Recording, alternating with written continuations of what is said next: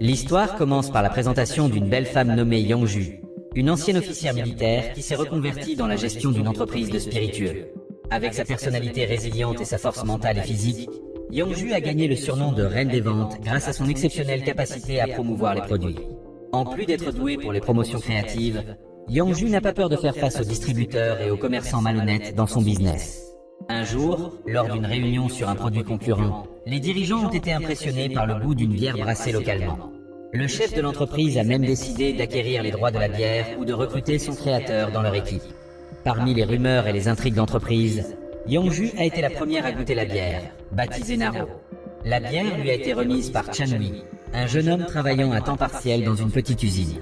Le créateur de la bière s'est révélé être Minju, un jeune homme beau et talentueux vivant dans un village reculé. Minju était connu pour être réservé et froid, passant la plupart de son temps chez lui ou dans sa brasserie. Peu après, une belle employée nommée Harum a été chargée de recruter Minju.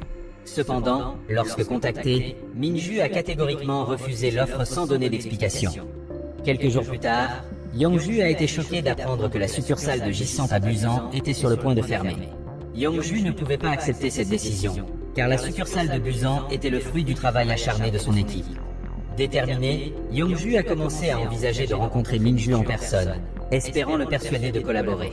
Pendant ce temps, Minju était aux prises avec une relation compliquée avec son père, un général 2 étoiles à la retraite. Lors de l'anniversaire de son jeune demi-frère, son père l'a durement critiqué devant tout le monde, le qualifiant de faible et d'asocial, allant jusqu'à rabaisser ses capacités. En colère contre son père, Minju a emmené son jeune frère dans un parc d'attractions. Là-bas, Minju n'a pas réussi à gagner une peluche en cadeau pour son frère. Par coïncidence, Yangju était aussi dans le parc et a utilisé ses compétences d'ancienne membre des forces spéciales pour gagner la peluche. Lorsque leurs mains se sont touchées, Minju a ressenti quelque chose d'inhabituel. Avec son intuition aiguë, Minju a senti que derrière le visage joyeux de Yangju se cachaient de profondes blessures émotionnelles. La première rencontre entre Yangju et Minju a été très gênante. Yangju l'a regardé froidement, comme si Minju avait découvert sa douleur cachée. Le lendemain, Yangju a reçu un appel du directeur de la succursale, qui lui a proposé de rejoindre l'équipe marketing à Séoul. Bien qu'elle ait d'abord refusé, Yangju a finalement réalisé que c'était le seul moyen de sauver sa succursale. Le patron de Séoul a informé Yangju que Minju avait refusé de coopérer avec leur entreprise et lui a confié la tâche de le persuader. Déterminé, Yangju a commencé à élaborer une stratégie et a décidé de rencontrer l'homme immédiatement. L'histoire continue avec Yangju arrivant dans le village de Minju, où elle demande l'aide du chef de village pour organiser une rencontre avec Minju au centre communautaire. Bien que surpris de revoir Yangju, Minju comprend rapidement ses intentions et réitère fermement son refus de l'offre de leur entreprise. Pas découragé, Yangju se précipite pour le suivre, allant même jusqu'à sortir pieds nus. Frustré, Minju ordonne à tout le monde d'interdire à Yangju l'accès à sa plantation ou à sa maison.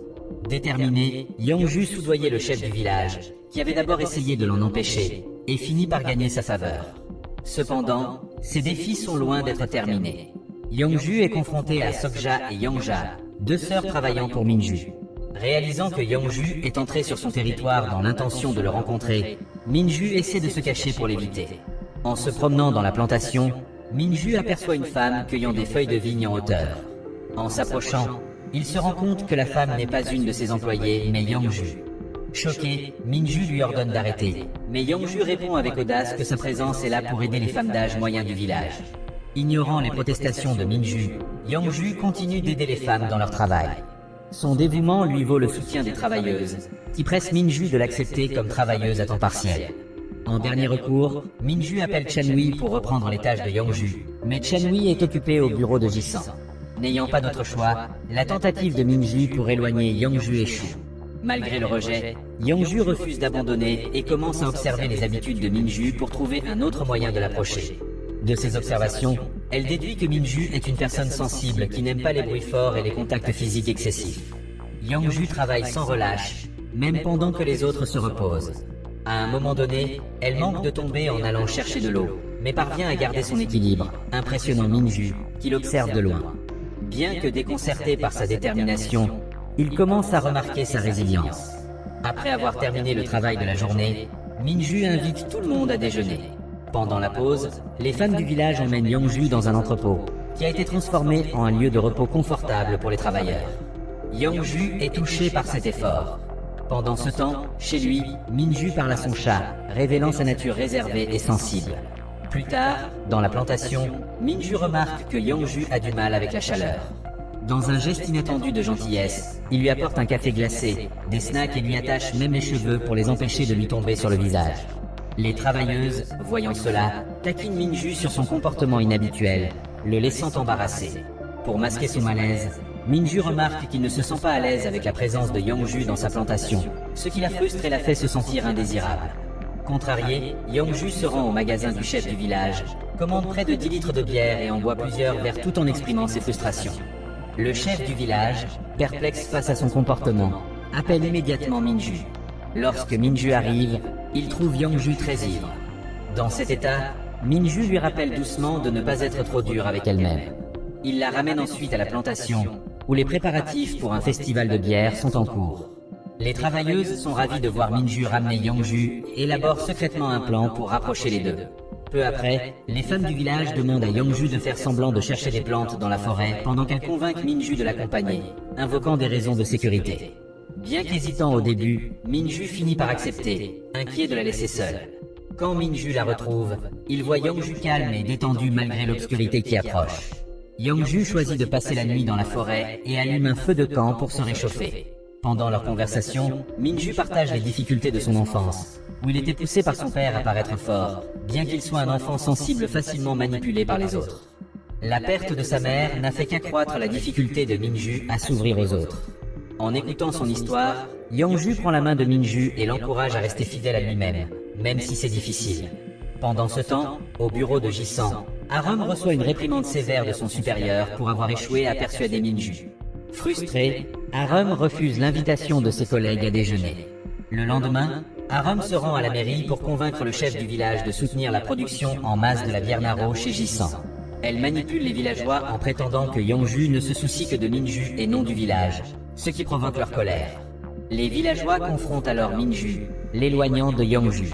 Pendant cette altercation tendue, un villageois lance accidentellement du riz sur Yongju, la laissant sous le choc. Cependant, cela pousse Minju à traverser la foule pour se tenir à ses côtés. Yongju finit par comprendre que l'hostilité des villageois était due au mensonge d'Arum. Bien qu'elle veuille s'expliquer, la situation tendue ne lui laisse aucune occasion de se justifier ou de se défendre. Le conflit non résolu oblige Minju à prendre position. Il demande à Yongju de partir, croyant que le problème vient de l'entreprise Jisan. Se sentant blessé et frustré par sa décision, Yongju s'isole et réfléchit à tout ce qui s'est passé. Elle est particulièrement confuse face au comportement inconstant de Minju, parfois gentil, parfois froid. Submergé, Yongju commence à se frapper la tête de frustration, mais Minju l'arrête et lui propose de se rafraîchir chez lui. Chez lui, Minju explique pourquoi il ne peut pas se ranger du côté de Yongju, insistant sur le fait que le bien-être des villageois est sa priorité absolue. Il raconte une histoire datant d'il y a 4 ans, quand il était nouveau dans le village. À l'époque, le chef du village avait organisé une réunion pour discuter d'idées de festival unique qui pourrait mettre le village sur la carte. Minju avait alors proposé avec assurance un festival de la bière, car il avait une plantation de houblon chez lui.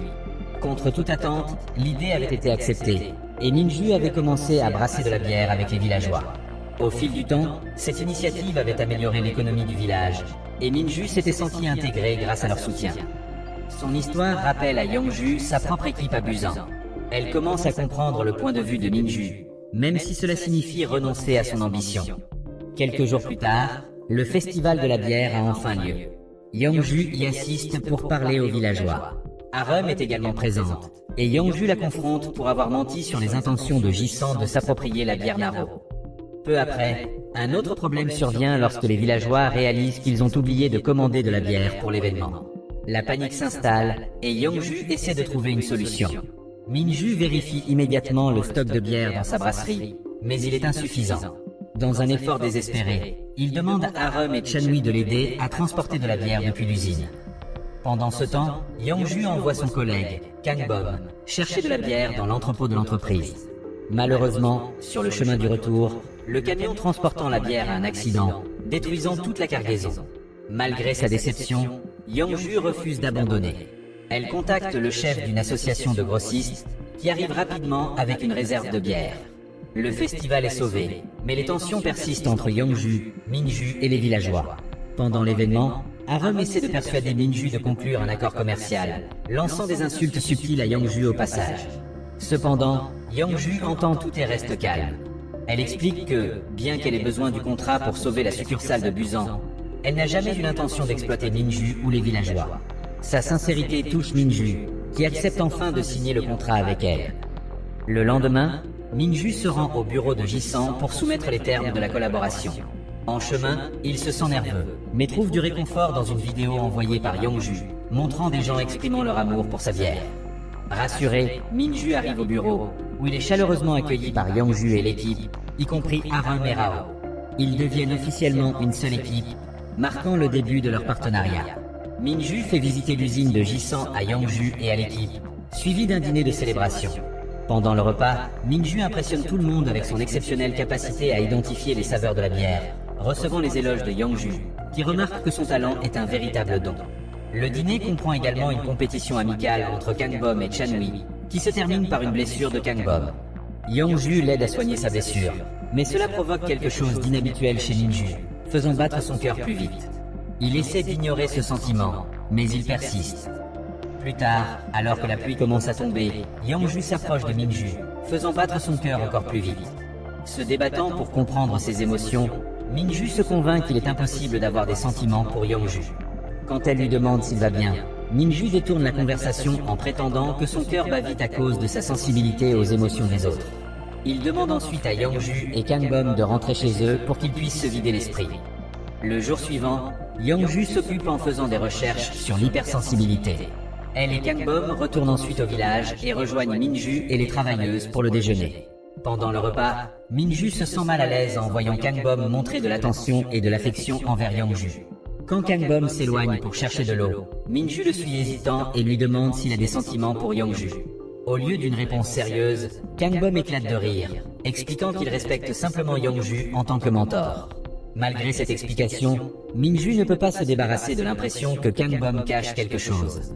Plus tard dans la journée, l'équipe Yangju, Minju, Arum, Chanui, Kangbom et Rao tient une réunion à la mairie du village. Yangju propose un atelier pour développer une nouvelle recette de boisson dans un délai de 2 mois fixé par l'entreprise. Cependant, Minju demande 6 mois, créant des tensions pendant la réunion. En tant que chef d'équipe, Yangju commence à se sentir épuisé par la lutte constante pour unir l'équipe, surtout avec Rao qui se plaint souvent de ce qu'il perçoit comme une répartition injuste des tâches. Après la réunion, Yangju marche seul, réfléchissant à l'attitude de Rao, qui contraste fortement avec son propre sens des responsabilités. Quelques instants plus tard, Minju s'approche d'elle pour essayer de la réconforter. Cependant, Yangju lui dit froidement de se concentrer sur son travail, laissant Minju déçu. Sans un mot de plus, il s'éloigne, le cœur lourd. Plus tard dans la soirée, Kangbom arrive et se plaint en plaisantant de Rao, faisant rire Yangju. Cela laisse cependant Minju déçu. Cette nuit-là, les femmes du village remarquent l'expression sombre de Minju après avoir vu Yangju partir sans dire au revoir. Elles décident de l'empêcher de quitter le village. Finalement, le chef du village ramène Yangju et organise une rencontre entre elle et Minju dans un pub local. Pendant leur conversation, Yangju révèle qu'elle est habituée à vivre de manière indépendante et qu'elle considère la tristesse comme une faiblesse, ce qui explique pourquoi elle essaie toujours de paraître forte devant les autres. En entendant cela, Minju a envie de la réconforter en lui tapotant la tête, mais hésite et se retient. Pendant ce temps, Chanui a été surpris de découvrir qu'Arum était la propriétaire du magasin de proximité, et pas seulement une employée. Alors qu'il pensait qu'elle avait des difficultés financières, Chanui la voyait maintenant comme une femme impressionnante et compétente. Le lendemain, Yangju a dit au revoir à sa grand-mère avant de se rendre à l'atelier. Minju, cependant, avait du mal à se concentrer, ses pensées revenant sans cesse à Yangju. Décidé à comprendre ses sentiments, il a choisi de la suivre. À la plage, Minju s'est senti troublé en revoyant Yangju. Quand un incident de noyade s'est produit, Yangju et Chanui sont immédiatement intervenus pour sauver la personne. À ce moment, Minju a appris que Yangju et Chanui étaient tous deux d'anciens membres des forces spéciales. L'équipe a rapidement fait face à un autre défi lorsque des voyous engagés par une entreprise rivale ont essayé de perturber le marché local de la bière en achetant tout le stock, créant une pénurie. Yangju et son équipe ont travaillé ensemble pour attraper les voyous, et elle a exigé que le manager de l'entreprise rivale rende la bière au marché. Malgré sa fatigue, Yangju s'est surpassée pour s'assurer que tout se déroulait bien. Elle a également encouragé l'équipe de la succursale de Busan à tenir bon pendant 6 mois. À l'auberge, Minju s'est approché de Yongju pendant qu'elle était au téléphone. Remarquant une petite coupure sur sa main, Minju lui a donné un pansement et lui a dit qu'il ne voulait pas qu'elle se blesse, car cela le rendrait mal à l'aise. Yongju a été surprise et profondément touchée. Elle l'a remercié et a pris sa main. À ce moment-là, Minju a réalisé que ses sentiments pour elle étaient sincères. Pourtant, au lieu de les exprimer, il s'est senti embarrassé et s'est éloigné maladroitement. Yongju, confuse par son comportement, s'est rapproché, faisant reculer Minju jusqu'à ce qu'il trébuche. Heureusement, Yongju a attrapé sa main juste à temps, les rapprochant au point qu'il n'y avait presque plus de distance entre eux. Après cet incident, ils sont tous les deux retournés dans leur chambre. La nuit a été gênante, leurs esprits remplis de pensées sur le moment où Minju s'est occupé de la blessure de Yongju. Le lendemain matin, Yongju a reçu un appel d'un homme qu'elle avait aidé dans le passé. Curieux, Minju s'est approché et lui a demandé à qui elle parlait. Yongju a expliqué que c'était le père d'un enfant qu'elle avait autrefois sauvé. Bien qu'ils aient gardé une bonne relation, elle a admis qu'elle n'avait pas eu beaucoup de nouvelles de l'enfant récemment. Leur brève conversation a été interrompue lorsque l'équipe s'est réunie pour préparer leur départ. Minju voulait parler plus longtemps à Yongju, mais il a plutôt inventé une excuse sur le fait d'avoir potentiellement oublié quelque chose à l'auberge. Malheureusement, Chanui a confirmé que rien n'avait été oublié, laissant Minju sans autre choix que de regarder Yongju retourner en ville, le laissant derrière elle dans le village. Quand Minju est rentré chez lui, il s'est immédiatement retiré dans sa pièce secrète. À l'intérieur, il a trié les photos qu'il avait prises, y compris un cliché volé de Yongju. Voir sa photo lui a fait sourire. Cependant, ce bref moment de paix a été interrompu lorsque ses travailleurs sont arrivés avec une mauvaise nouvelle. Les distributeurs exigeaient que leur commande de bière soit livrée immédiatement. Malgré la pression, Minju est resté optimiste, se rappelant la promesse de Yongju que la nouvelle bière serait prête dans 6 mois. Le lendemain, au siège social, une réunion d'urgence a été organisée pour discuter de l'accélération du projet de nouvelle bière. Au début, Yongju a résisté à la proposition de réduire le délai à 3 mois. Cependant, sous la pression du directeur marketing, le PDG a approuvé le nouveau délai, laissant Yongju coincé. Dehors, près du bureau de Jisan, Chanui gérait un food truck et servait Arum et Rao.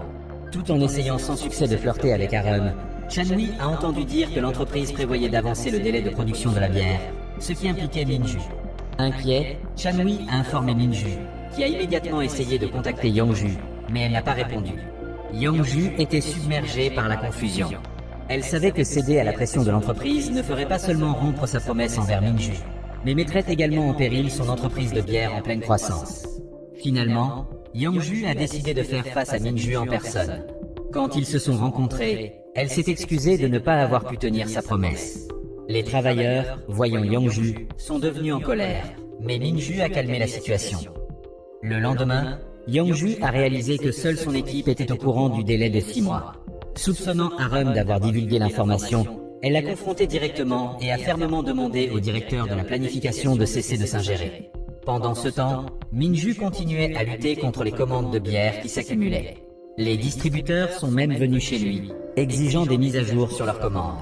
Au milieu du chaos, Yongju et son équipe sont arrivés à l'improviste, proposant leur aide pour se racheter de sa promesse brisée. Ensemble, ils se sont mis au travail. Quand Yongju a eu du mal à atteindre une étagère en hauteur, Minju est rapidement intervenue pour l'aider. Ce simple geste a rendu Yongju mal à l'aise, bien qu'elle ait essayé de le cacher, tandis que Minju souriait silencieusement, savourant ce petit moment. Une fois le travail terminé, Yongju a suggéré à son équipe de rentrer, mais Arum a refusé de partir, poussant Chanui à rester aussi. Soudain, les femmes du village sont arrivées et ont invité tout le monde à les rejoindre pour le dîner. Pendant le repas, Arum s'est discrètement éclipsée. Chanui l'a suivie jusqu'à la rivière, où elle s'est ouverte sur ses insécurités et ses sentiments de jalousie envers Yongju, qu'elle voyait comme parfaite. Ailleurs, Minju a invité Yongju dans sa maison, lui montrant même sa pièce secrète. Plusieurs moments gênants mais sincères se sont déroulés entre eux, faisant battre le cœur de Yongju plus vite et la laissant troublée. Minju, lui aussi, semblait affecté mais essayait de garder son calme, créant une atmosphère de timidité et d'anticipation entre eux. Le lendemain matin, les commandes de bière Naro ont enfin été expédiées aux distributeurs, apportant un soulagement général. Alors qu'ils se préparaient à se séparer, Minju a tendu la main pour un high five de célébration avec Yongju. Cependant, au lieu d'une simple tape, Minju a doucement saisi ses doigts, faisant de nouveau battre le cœur de Yongju. Plus tard dans la soirée, Minju s'est rendu à Busan à la demande de son jeune frère, Mino. Pendant sa visite, sa belle-mère lui apprit que leur père était sorti pour rencontrer une femme qui avait autrefois sauvé Minju d'un accident. Apparemment, Minju n'avait jamais vu le visage de celle qu'il avait sauvée, car seul son père avait gardé contact avec elle. Peu après, le père de Minju est revenu avec la femme en question, et à sa grande surprise, il s'agissait de Yongju. Stupéfait, Minju a pris Yongju à part pour parler en privé. Il a exprimé sa profonde gratitude et sa joie, révélant qu'il avait toujours voulu rencontrer la personne qui lui avait sauvé la vie. Cependant, la réaction de Yongju était loin de ce à quoi il s'attendait. Elle semblait mal à l'aise avec les mots sincères de Minju. Voyant son malaise, Minju n'a pas pu s'empêcher de demander ce qui n'allait pas, mais Yongju a évité de répondre, suggérant plutôt de retourner à l'intérieur pour rejoindre le dîner. Alors que la soirée touchait à sa fin, Minju voulait parler plus longtemps avec Yongju, mais Mino l'a interrompu, lui rappelant de faire attention sur le chemin du retour et lui demandant si elle pouvait lui rapporter un nouveau jouet. Quand Minju est rentré chez lui, il a découvert que sa grand-mère était tombée en essayant de prendre un verre. Bien qu'elle ait insisté sur le fait qu'elle allait bien, elle a encouragé Minju à se reposer. Cette nuit-là, Minju a été hanté par des souvenirs de l'accident de son passé et de la perte d'un être cher. Le lendemain, Arum a passé son anniversaire seul, comme elle l'avait fait depuis des années. Au même restaurant, Chanwi célébrait l'anniversaire de son jeune frère en famille. La chaleur de la réunion familiale de Chanwi contrastait fortement avec la solitude d'Arum. Elle a imaginé Chanwi et ses frères et sœurs se joignant à sa table pour célébrer ensemble, mais ce n'était qu'un rêve éveillé. Alors qu'Arum quittait le restaurant, elle est tombée sur Chanwi et ses frères et sœurs, y compris le garçon dont c'était l'anniversaire, Mansei. À ce moment-là, Chanwi a présenté tout le monde et a mentionné qu'il voulait inviter Arum à prendre un café, mais qu'il devait d'abord ramener ses frères et sœurs à la maison. Avec le temps, Minju ne pouvait s'empêcher de penser à l'expression étrange sur le visage de Yongju lors de leur dernière rencontre. Bien que curieux, il a décidé d'attendre qu'elle soit prête à partager ses sentiments. Pendant ce temps, Yongju et ses amis ont visité le village de Minju pour goûter sa dernière bière. En arrivant, les travailleurs ont taquiné Yongju, lui disant que Minju n'avait pas arrêté de penser à elle. Leurs remarques ont rendu de plus en plus difficile pour Yongju de cacher ses véritables émotions. Quand Minju a appris que Yongju était en visite, il a couru avec enthousiasme pour l'accueillir. En même temps, Yongju a murmuré doucement, se demandant si sa grand-mère avait déjà été aussi heureuse que Minju semblait l'être à ce moment-là. Les souvenirs du passé ont commencé à hanter Yongju à nouveau, mais elle ne voulait pas que Minju le sache. Pour se distraire, elle a invité Minju à essayer la nouvelle bière brassée. En attendant qu'elle soit prête, ils se sont assis ensemble dans une petite cabane. Pendant ce temps, Chanwi a décidé de sortir prendre un café à moto et a invité Arum à l'accompagner. Pendant la balade, Arum a commenté à quel point la famille de Chanwi semblait heureuse, ce qui contrastait fortement avec la sienne. Chanwi a répondu que chaque famille a ses propres secrets. Intriguée, Arum a exprimé son désir de connaître ses secrets, et à la surprise générale, elle a pris Chanwi dans ses bras, le laissant stupéfait. De retour dans la cabane, Yongju était perdue dans ses pensées quand Minju s'est approchée d'elle, lui demandant pourquoi elle l'évitait toujours. Yongju a admis qu'elle n'était pas encore prête à parler, mais a promis de partager quand elle se sentirait plus calme. Leur conversation a été interrompue par la nouvelle que le père de Rao avait fait un malaise. En réponse, Minju et Yongju ont accompagné Rao à l'hôpital, le soutenant alors qu'il signait les formulaires de consentement pour l'opération de son père. Après avoir quitté l'hôpital, Minju a raccompagné Yongju chez elle. Alors qu'ils se disaient au revoir, la grand-mère de Yongju a remarqué Minju et l'a invité à entrer. Les trois ont partagé un moment chaleureux et sincère, surtout lorsque Minju a montré un véritable intérêt pour la grand-mère de Yongju. Cependant, derrière cette chaleur, Minju est tombé sur une lettre qui révélait un sombre lien entre lui et Yongju. Il y a 6 ans, Yongju avait sauvé Minju d'un accident de voiture, mais cet événement l'avait profondément traumatisé. L'incident pesait lourdement sur Yongju car elle n'avait pas pu être là pour sa grand-mère quand celle-ci avait le plus besoin d'elle. Le lendemain, Yongju a décidé de se retirer dans la forêt pour se vider l'esprit. Apprenant cela, Minju s'est inquiété, surtout quand une forte pluie s'est mise à tomber. Il est immédiatement parti à sa recherche. Quand ils se sont enfin retrouvés, la tension entre eux a atteint son paroxysme. Yongju s'est ouverte sur ses sentiments longtemps enfouis, admettant qu'elle n'allait pas bien et qu'elle portait cette douleur seule. Minju l'a prise dans ses bras pour la réconforter, lui promettant d'être toujours à ses côtés. Rassemblant son courage, Minju a avoué ses sentiments et a embrassé Yongju. Quand le baiser s'est terminé, Minju a regardé intensément Yongju, la laissant troublée. Pourtant, Yongju hésitait encore à reconnaître ou à comprendre ses propres émotions. Sentant son trouble intérieur, Minju l'a rassurée, disant qu'il était prêt à attendre qu'elle soit prête.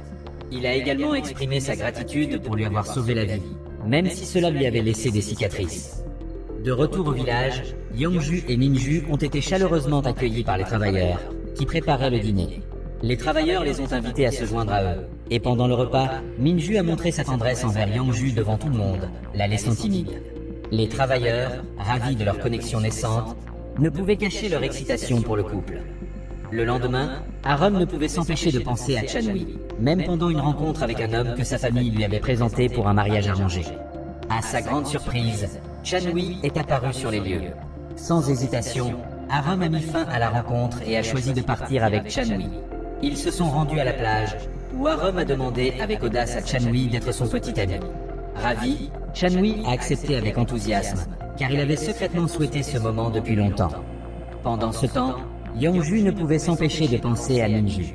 Les souvenirs de ses gestes attentionnés lui revenaient sans cesse. Quand ils se sont retrouvés à la brasserie, elle a été confuse par le comportement de Minju. Il semblait garder ses distances tout en montrant de l'attention. Ailleurs, la rivalité entre le directeur marketing et le directeur de la planification s'intensifiait. Les deux travaillaient dur pour surpasser l'autre dans le projet de nouvelles bières. Yongju a été chargé d'apporter un échantillon de bière au siège social, où on lui a demandé d'affiner le goût. À son retour, elle a eu l'idée de créer différentes saveurs de bière adaptées aux préférences individuelles, inspirée par l'habitude de Minju de choisir son café avec soin. Les choses ont pris un tournant quand Yongju a rencontré Jui, une manager qui s'est avérée être l'ex-petite amie de Minju. La jalousie a commencé à s'installer. Bien que Yongju ait essayé de se retenir, les histoires du passé de Minju avec Jui n'ont fait qu'attiser sa frustration. Elle a fini par partir pour se calmer. Minju, remarquant sa jalousie, n'a pas pu s'empêcher de sourire, amusé par l'attention qu'elle lui portait sans le savoir. Alors que Yongju luttait contre ses sentiments, elle s'est retrouvée perdue dans ses pensées à propos de Minju. À sa grande surprise, il s'est approché d'elle et l'a invitée à un rendez-vous. Bien qu'elle ait d'abord fait semblant de refuser, elle a finalement libéré son emploi du temps pour avoir l'occasion d'être avec lui. Le jour du rendez-vous est enfin arrivé. Yongju était magnifique, grâce à l'aide d'Arum pour choisir sa tenue. Quelques instants plus tard, Minju l'a accueilli avec ses fleurs préférées, disant que c'était pour compenser le temps perdu. Ils ont passé la journée à se promener dans le parc, à partager des histoires et à rire ensemble. Pendant ce temps, Yongju a ressenti un bonheur profond qu'elle n'avait pas connu depuis longtemps. Malheureusement, sa joie a été de courte durée. Quand Yongju est rentrée chez elle, elle a trouvé la maison étrangement vide, avec des éclats de verre éparpillés dans le salon. Son cœur s'est serré lorsqu'elle a découvert que sa grand-mère était décédée. Aux funérailles, Yongju a trouvé un enregistrement vocal de sa grand-mère sur son téléphone. Dans l'enregistrement, sa grand-mère lui disait de ne rien regretter, car elle sentait que son heure était venue. Elle a encouragé Yongju à vivre honnêtement avec ses sentiments, à rire quand elle était heureuse et à pleurer quand elle était triste. Sa grand-mère a exprimé que sa plus grande joie était de voir Yongju heureuse. Pendant la cérémonie, les amis et collègues de Yongju, y compris Minju, sont venus lui présenter leur respect. Parmi les visiteurs se trouvait le père de Yongju, Jang Chol, qui apparaissait pour la première fois depuis des années. Il s'est excusé pour l'avoir abandonné pendant son enfance, admettant qu'il était trop jeune pour assumer ses responsabilités et l'avait laissé aux soins de sa grand-mère. Tout au long des funérailles, Yongju a essayé de rester calme, souriant pour rassurer les visiteurs en disant qu'elle allait bien. Cependant, Minju, qui l'observait attentivement, a senti ses véritables émotions. La voir garder un visage courageux tout en cachant sa douleur l'a brisé. Quand ils ont été seuls, Minju a pris Yongju dans ses bras et a commencé à pleurer le premier. Sa vulnérabilité a permis à Yongju de libérer ses propres émotions, et ils ont pleuré ensemble, trouvant du réconfort l'un dans l'autre. Après ce moment de chagrin partagé, ils se sont assis ensemble et ont parlé.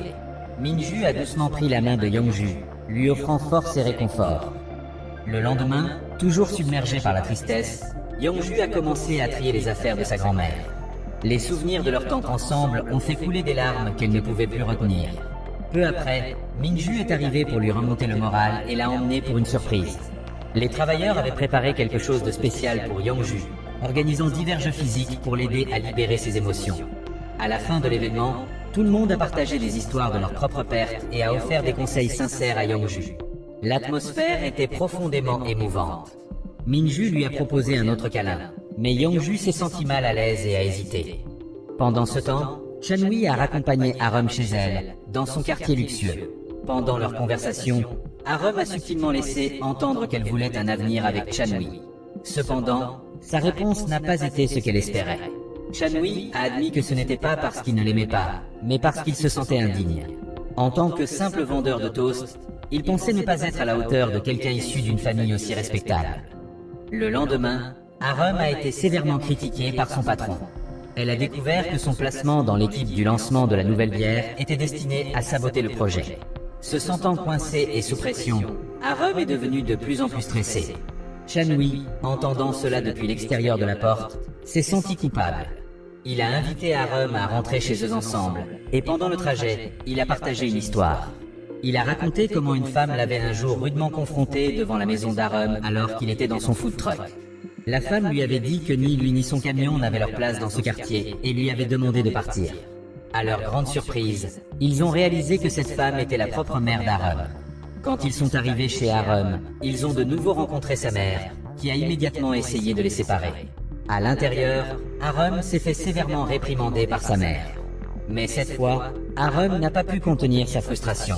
Elle a fermement déclaré que Chanwi était la seule personne qui l'avait toujours soutenue et n'avait jamais cessé de l'encourager. Alors que ses émotions montaient, Arum a pris la décision audacieuse de quitter sa maison, refusant de se laisser retenir plus longtemps. Il s'est avéré que Chanwi n'était pas allé loin de la maison d'Arum. Il a attendu anxieusement près du portail, incertain de ce qui allait se passer. Quand Arum est finalement sortie, elle a fondu en larmes devant lui. À travers ses sanglots, elle a dit que peut-être ce serait mieux s'il se mariait, même si elle doutait qu'il soit bien assorti. Arum sentait que sa famille chaotique ne méritait pas quelqu'un d'aussi gentil que Chanwi. Le lendemain, un youtubeur qui avait été secouru par des villageois alors qu'il était coincé sur une montagne est revenu au village. Sous prétexte de remercier Julienne et son mari de l'avoir sauvé, il a secrètement pris des photos du couple et a commencé à partager leur histoire en ligne. Le jour suivant, le chaos a éclaté dans le village lorsqu'une vidéo mettant en scène Julienne est devenue virale. Alors que beaucoup admiraient sa beauté, les internautes ont commencé à spéculer sur sa vie personnelle. De fausses accusations ont surgi, prétendant que Julienne était une femme rusée qui avait fui avec l'argent de son ex-mari. La controverse grandissante a fini par entraîner la bière Naro dans la tourmente, provoquant un boycott soudain et injustifié. Le youtubeur a saisi l'occasion pour publier une vidéo de clarification, attisant encore plus le drame. Cependant, Minju, toujours perspicace et conscient de la situation, a senti des motifs cachés derrière les actions du youtubeur. Prenant les choses en main, Minju a utilisé son téléphone pour réfuter les accusations. Il a présenté des preuves montrant que Julienne et son mari étaient vraiment mariés, mettant fin à la controverse. Après cette épreuve, Yangju, qui se sentait sous une immense pression, a finalement trouvé le courage d'avouer ses sentiments à Minju. D'une voix tremblante mais déterminée, elle a dit « Je t'aime » avant d'inviter Minju à un rendez-vous. Pendant leur conversation sincère, Yangju a promis d'aider Minju à redécouvrir la partie de lui-même qui avait été enfouie sous des années d'inquiétude et de peur. Avec le temps, le projet de bière sur lequel l'équipe travaillait approchait de sa phase finale. Ils ont réussi à développer 3 variantes de bière avec des taux d'alcool différents. Les 3 ont été nommés ensemble, symbolisant l'unité et le travail acharné de l'équipe. La direction semblait impressionnée, bien qu'un des leaders ait paru étrangement indifférent. Enfin, les derniers échantillons de bière ont été testés devant les dirigeants et le personnel de l'entreprise. Tout le monde semblait satisfait et enthousiaste à propos du nouveau produit. Cependant, quand les résultats du sondage ont été révélés, l'équipe a été choquée. Le sondage de goût avait été saboté par l'un des dirigeants de Jisan lui-même, entraînant une mauvaise évaluation qui jugeait le produit inadapté au marché. Malgré ce revers, l'équipe de Yangju a refusé d'abandonner. Il savait que la décision finale reviendrait au PDG de l'entreprise, qui goûterait le produit le lendemain. Pour soulager une partie de la tension, Yangju a invité son équipe à se réunir pour boire et se détendre ensemble. Pendant la soirée, Yangju est sorti du pub et Minju l'a suivi. Dans ce moment calme, Yangju a exprimé ses frustrations face à la pression qu'elle subissait en tant que chef d'équipe. Minju, sentant son épuisement et sa détresse, l'a doucement prise dans ses bras pour la réconforter, lui donnant ainsi la force de continuer. Le lendemain matin, le PDG a organisé une réunion avec les cadres supérieurs, ainsi que Yangju et Minju. Le directeur qui essayait de saboter le produit de l'équipe de Yangju a présenté les résultats d'un sondage interne prétendant que la bière n'était pas adaptée au marché. Cependant, le PDG a décidé de goûter la bière Together lui-même et a été impressionné par son goût. Malgré cela, le directeur a continué à le mettre sous pression, insistant sur le fait que les résultats du sondage ne pouvaient pas être ignorés. En observant la situation, Minju a proposé d'inscrire la bière à un concours international de bière, suggérant que si le produit gagnait, l'entreprise n'aurait d'autre choix que de la lancer. Finalement, le PDG a accepté cette condition. Pendant ce temps, Arum et Chanui ont eu une conversation sincère, bien que Chanui ait évité de parler de leur avenir ensemble. À ce moment-là, Arum a exprimé que Chanui était le seul homme qu'elle voulait, mais Chanui, bien qu'il l'aimait profondément, luttait contre ses propres peurs et traumatismes qui le rendaient hésitant face au mariage. Perdu dans ses pensées, Chanui a été abordé par Minju, qui a remarqué son malaise. Chanui s'est ouvert à Minju sur ses sentiments, avouant qu'il aimait Arum mais qu'il craignait de ne pas pouvoir la protéger. Encouragé par les conseils de Minju, Chanui a trouvé le courage de partager ses pensées avec Arum. Le lendemain, Chanui a expliqué que ses traumatismes passés et la pression de la vie étaient les principales raisons pour lesquelles il ne se sentait pas prêt pour le mariage. Cependant, il a aussi exprimé son espoir qu'Arum resterait à ses côtés malgré les difficultés. Arum, touchée par son honnêteté, a choisi de rester. Avec détermination, elle a déclaré qu'elle n'abandonnerait pas et qu'elle se battrait pour leur relation, quoi qu'il arrive. Ailleurs, Yongju a rendu visite à Minju chez lui et l'a invité au lounge. Là-bas, sa famille et les travailleurs s'étaient réunis pour une petite célébration autour de leur bière maison. Comme prévu, la tension entre Minju et son père était toujours présente, mais l'atmosphère chaleureuse a aidé à apaiser les choses. Pendant la soirée, Yongju a encouragé Minju à renouer avec son père. Un verre de bière à la main, Minju et son père ont enfin eu une conversation ouverte, éclaircissant les malentendus qui les avaient éloignés pendant des années. À la fin de la discussion, ils ont partagé des rires et se sont sentis plus proches que jamais. Le temps a passé et le moment tant attendu est arrivé, l'annonce des gagnants du concours international de bière à l'aveugle. Tout le monde attendait anxieusement, sachant que c'était leur dernière chance de prouver la qualité de Together. Lorsque leur produit a été annoncé comme gagnant, l'atmosphère a explosé de joie. Minju a même été honoré comme le meilleur brasseur de bière. Cependant, au milieu de la célébration, Minju a remarqué quelque chose de suspect.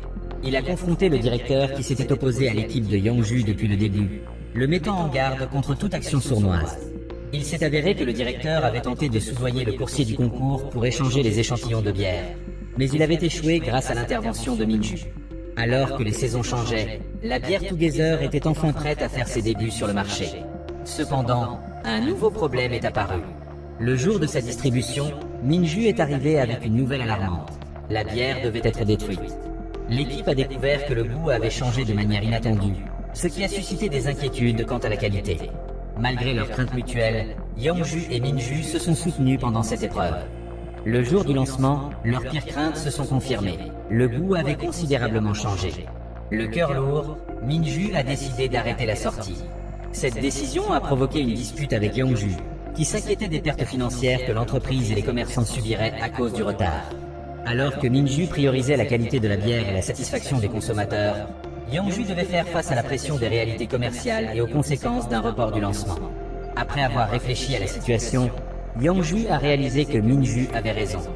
Déterminée, elle a tenté de convaincre son patron de reporter le lancement de la bière, mais sa demande l'a seulement mis en colère. Le patron a insisté pour que la bière Together soit lancée comme prévu, quoi qu'il arrive. De retour à la maison, Arum a essayé de réconforter Yongju, l'encourageant à surmonter les défis. Les jours ont passé sous une pression immense. Minju, qui travaillait trop, a fini par s'effondrer d'épuisement. La nouvelle de son état est parvenue à Yongju par les travailleurs du village, et sans hésiter, elle s'est précipitée à ses côtés. Leur retrouvaille a été marquée par la tension. Yongju a exprimé sa frustration, exhortant Minju à ne plus refouler ses émotions. Elle lui a dit qu'elle voulait que leur relation soit réelle, même si cela signifiait se disputer comme les autres couples. Cependant, Minju a admis que partager ses sentiments était difficile pour lui, une confession qui a laissé Yongju encore plus frustré.